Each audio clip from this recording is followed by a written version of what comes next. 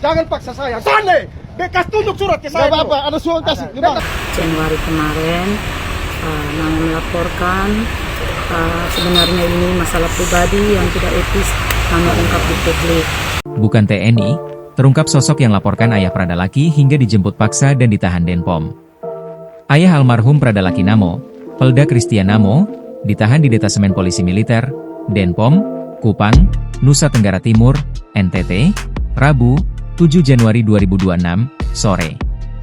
Betul, ditahan di Denpom kemarin sore sekitar pukul 16.40 WITA, ujar kuasa hukum Pelda Christian Namo, Cosmas Jooko, dikutip dari Kompas.com, Kamis, 8 Januari 2026. Cosmas menjelaskan, meski sempat menolak saat dijemput di Pelabuhan Tenau Kupang oleh sejumlah personel TNI AD, Christian akhirnya mengikuti petugas. Cosmas turut mendampingi Christian saat dibawa ke Denpom Kupang, namun kliennya langsung ditahan setelah dijemput paksa.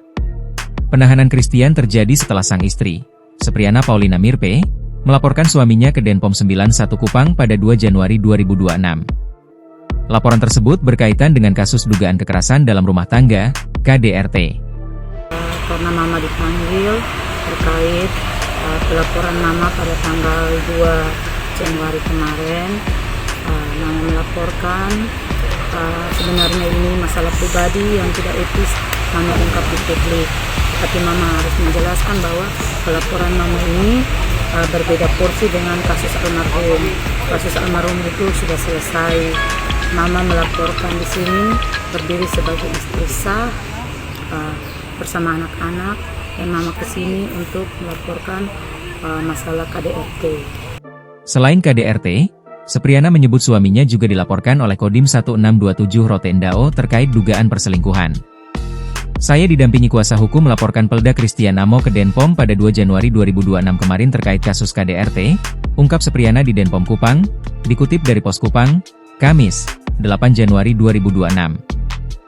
Ada dua kasus yang dilaporkan terhadap Pelda Christian, yakni kasus KDRT dan laporan kasus perselingkuhan dari satuan yakni Kodim Rotendao, jelas Sepriana.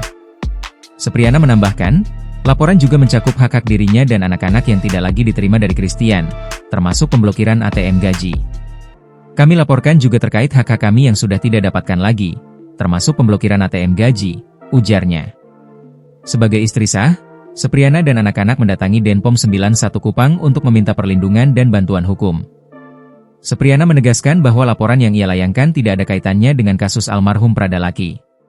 Kasus almarhum anak saya beda porsi dengan kasus yang saya laporkan ini, tambahnya.